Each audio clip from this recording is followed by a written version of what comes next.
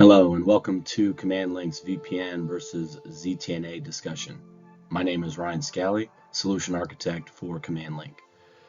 When discussing network security and secure remote access, two principles and approaches always come up in my daily, weekly customer meetings and interactions. The first one being VPNs, or virtual private networks, and the second one being ZTNA, or Zero Trust Network Access.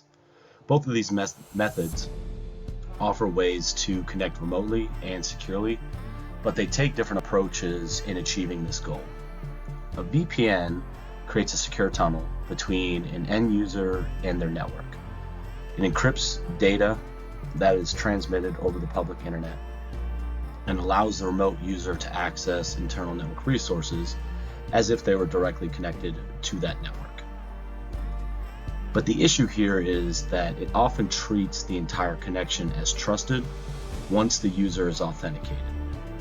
In today's threat landscape, this creates some network security risks and issues, especially if the credentials are legitimate and these legitimate credentials are either stolen, phished, brute forced, etc.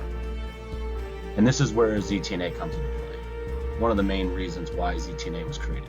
ZTNA is a newer model, but it's based on the security principle of never trust, always verify. So instead of granting broad access, what ZTNA does is focuses on granting access to specific applications or resources only when the user, device, or any other security contextual factors have been verified. This approach offers more granular control over access and can better protect against modern security threats. Both VPN and ZTNA play vital roles in network security, but the choice between them really depends on the business requirements as well as the specific needs and the desired level of security and access control. But let's dive deeper into the differences of each technology. So as we can see here, ZTNA is on the left, VPN is on the right. VPN offers some features that ZTNA does, like corporate resource access, endpoint client app, network segmentation, user authentication, single sign-on, and multi-factor. But that's really where the feature set stops as far as the networking side of the house. The biggest networking difference with ZTNA is being able to have SD-WAN optimization features and treatment to all traffic regardless where the end user is sitting. So we are able to have app QoS and traffic shaping. We're able to do app policy forwarding. We're able to connect to public cloud resources or SaaS applications and get the same SD-WAN optimization and treatment as if that end user was sitting at their desk on-prem. This is especially important with critical applications, especially voice calls and VoIP. And the biggest difference with ZTNA versus VPN is on the security side. Both technologies offer encrypted tunnels, DOS protection, but that's really where a lot of the security features end. With the ZTNA solution, this is where we are utilizing vendor POPs, or points of presence, and their secure web gateways, or SWIGs. And this is where all of the SD-WAN optimization and security deep packet inspection happens.